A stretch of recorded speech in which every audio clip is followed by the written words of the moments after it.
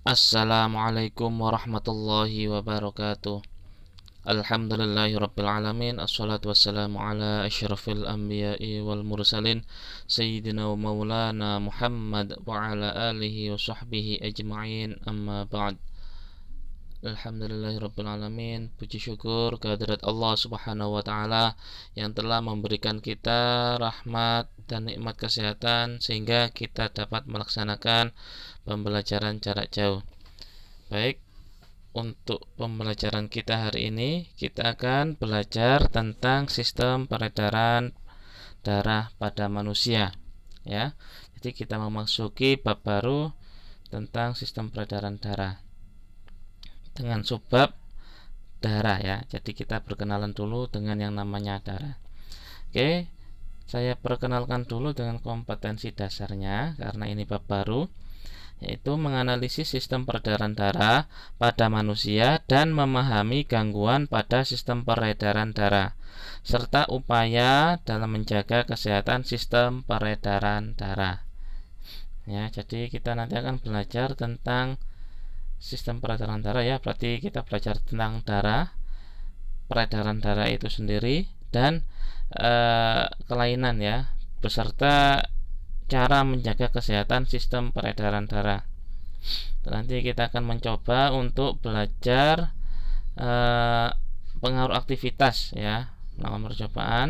Kalian yang melakukan percobaan melakukan aktivitas dengan hubungannya dengan frekuensi denyut jantung seperti itu. Oke, jadi materinya ada 3 macam, ya: darah, sistem peredaran darah, dan kelainan beserta cara menjaga kesehatan pada sistem peredaran darah. Oke, untuk bahan ajarnya masih tetap sama, ya, kita pakai buku elektronik IPA, ya.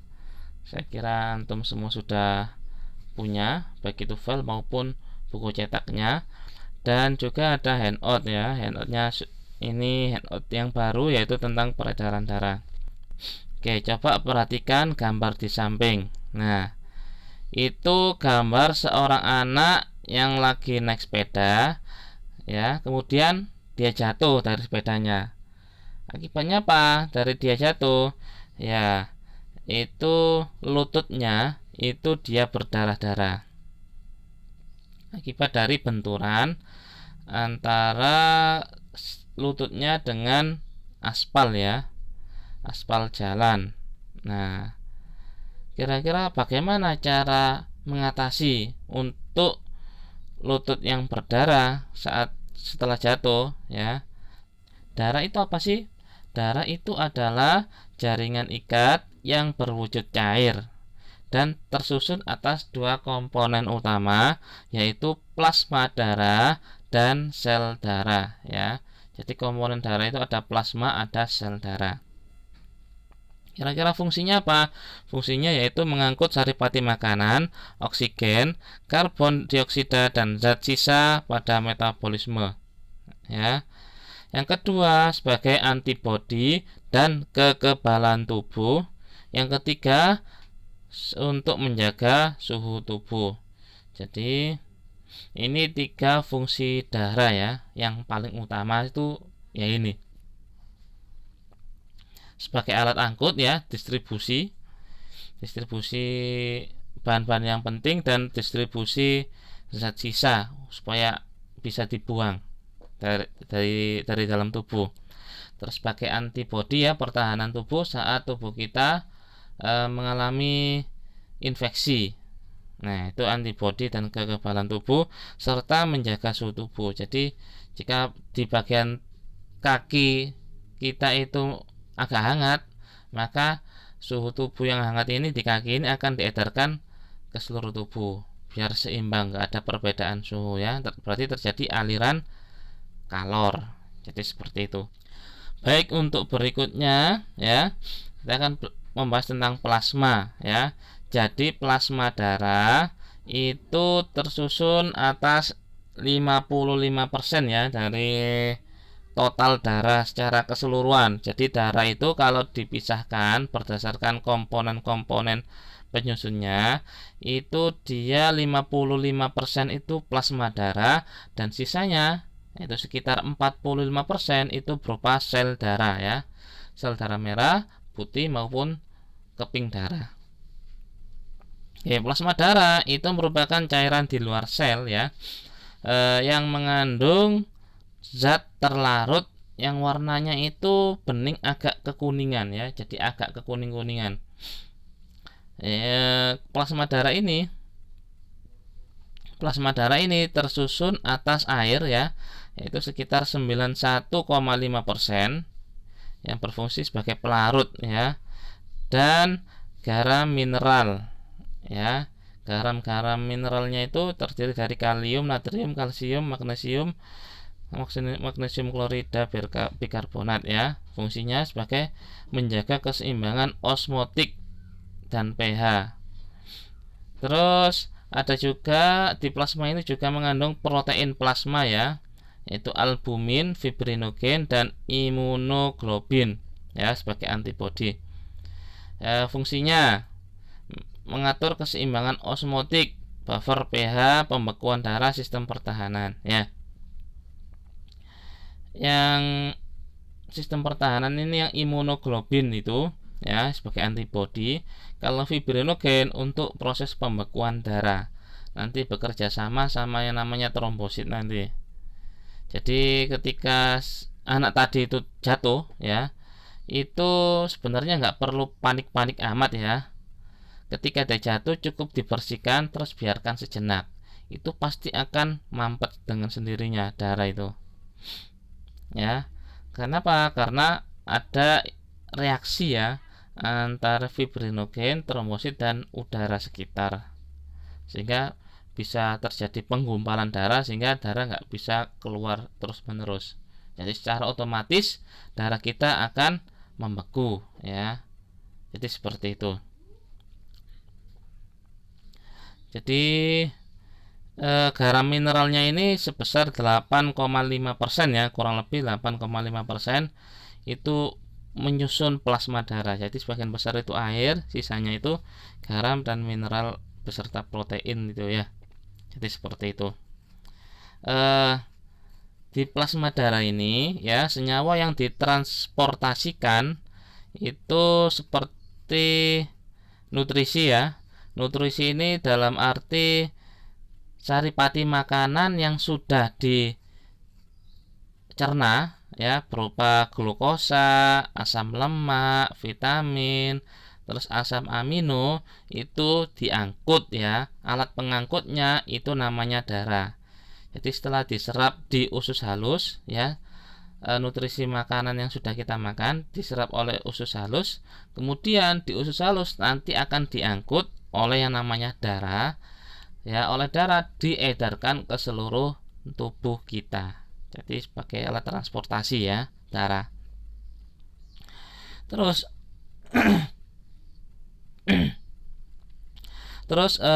sisa-sisa metabolisme ya, dari sisa-sisa metabolisme tubuh kita itu seperti urea, seperti gas-gas respirasi kayak CO2 itu juga nanti akan dibuang ya, dibuang melalui darah. Jadi darah juga selain mengangkut nutrisi juga mengangkut zat-zat sisa metabolisme seperti urea dan gas CO2 dan juga gas oksigen ya.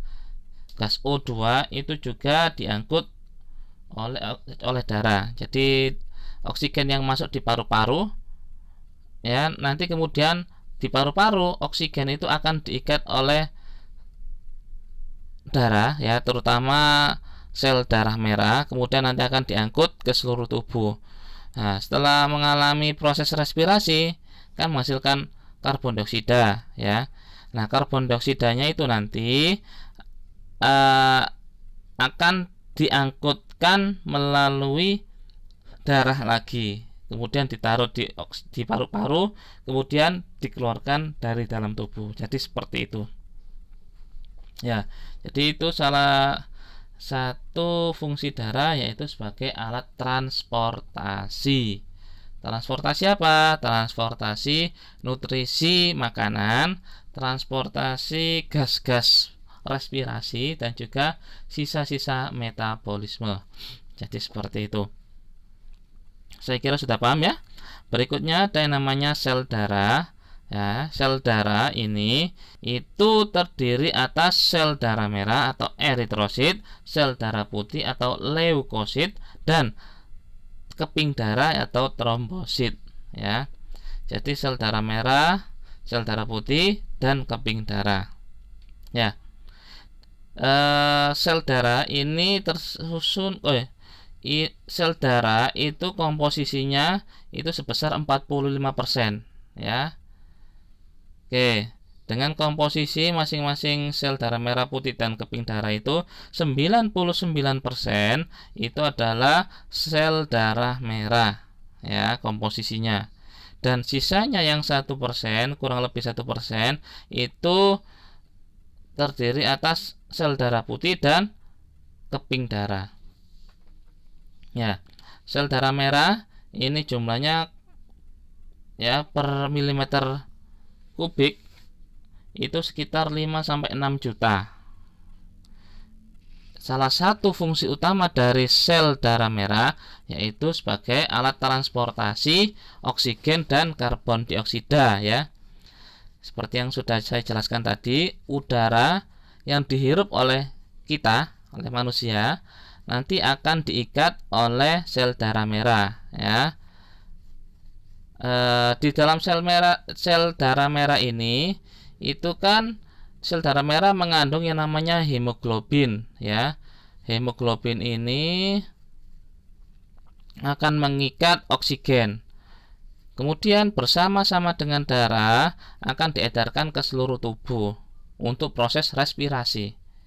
Nah, kemudian hasil dari proses respirasi ini nanti akan berupa karbon dioksida, dan karbon dioksidanya ini akan diangkut kembali oleh darah menuju paru-paru untuk dibuang keluar tubuh. Jadi seperti itu. Berikutnya ada yang namanya sel darah putih, ya. Kalau sel darah putih ini jumlahnya kurang lebih 5.000 sampai 10.000, ya. Ini sel yang paling besar dari ketiga sel darah, ya, ukurannya berdasarkan ukurannya, ya. Ini fungsinya yaitu sebagai pertahanan, ya, dan kekebalan tubuh. Jadi saat kita mengalami sakit, ya, bisa itu flu atau infeksi, itu maka tubuh kita itu akan merespon dengan memproduksi sel darah putih untuk melawan kuman penyakit, ya. Jadi seperti itu. Terus berikutnya ada yang namanya trombosit, ya. Trombosit itu bahasa lainnya itu keping darah, ya. Jadi di keping darah itu memiliki jumlah 250.000 sampai 400.000, ya. Itu fungsinya untuk proses pembekuan darah, ya. Oke. Nanti saya tampilkan gambarnya masing-masing sel darah ini, ya. Ini gambar untuk sel darah merah, ya, atau eritrosit, ya. Jadi bentuk sel darah merah itu berbentuk bulat, ya, agak pipih, dan di bagian tengahnya itu agak sedikit cekung, ya. Sedikit cekung, itu sel darah merah. Nah, di dalam sel darah merah ini ada warna merah, ya. Pigmen yang menyebabkan sel ini berwarna merah itu namanya hemoglobin tadi, ya. Jadi hemoglobin ini yang menyebabkan sel ini berwarna merah, ya. Jadi seperti itu. Berikutnya ini adalah sel darah putih, ya. Ukurannya relatif lebih besar daripada sel darah merah, ya. Itu gambarnya bulat-bulat, ya. Tapi sebenarnya bentuknya ini enggak tetap, bisa sedikit berubah agak lonjong tergantung situasi dan kondisi, ya. Jadi saat tubuh kita mengalami infeksi, maka sel darah putih ini akan berusaha untuk menghilangkan kuman penyakit tersebut dengan cara memakannya, ya. Nah, nanti ketika sel darah putih ini mati, maka sel darah putih ini akan keluar dari tubuh kita dalam bentuk nanah. Jadi seperti itu. Terus yang ini adalah keping darah ya, atau trombosit ya. Nah, ini malah bentuknya nggak jelas ya, agak lonjong-lonjong sedikit, terus nggak jelas itu bentuknya seperti itu, keping darah. Terus di keping darah ini dia tidak memiliki inti sel dan agak kasar ya, bergranula istilahnya itu. Bentuknya ada yang bulat, ada yang oval, ada yang memanjang dan lain sebagainya. Jadi seperti itu. Itu gambar dari sel darah merah, sel darah putih, dan keping darah. Ya, jadi seperti itu. Oke, mungkin ada pertanyaan. Silakan ditanyakan kalau ada pertanyaan. Kalau tidak ada, ya seperti biasa ya. Kalian saya kasih tugas. Tugasnya ini saya bikin agak beda ya. Tugasnya kalian harus membuat video ya, durasinya minimal 2 menit, yang isinya tentang penjelasanmu ya, kamu menjelaskan mengenai darah dan bagian darah beserta fungsinya. Jadi saya suruh untuk mencoba menjelaskan ulang apa yang sudah saya jelaskan tadi ya, di video ya, durasi minimal 2 menit dan tampilkan wajahmu. Oke, jadi seperti itu ya, dan silakan dikirimkan ke WA saya. Jadi seperti itu ya. Berikut ini contoh video rekaman dari salah satu siswa sekolah swasta di Pasuruan. Assalamualaikum warahmatullahi wabarakatuh. Nama saya Erik Prastia Wijaya. Di sini saya akan praktek perbedaan antara rangkaian terbuka dan rangkaian tertutup listrik. Simak videonya. Kalau nggak ada pertanyaan, cukup sampai sekian apa yang bisa saya sampaikan. Semoga apa yang kita pelajari hari ini menjadi ilmu yang bermanfaat, menjadi ilmu yang barokah. Akhiran wabillahi taufiq wal hidayah. Wassalamualaikum warahmatullahi wabarakatuh.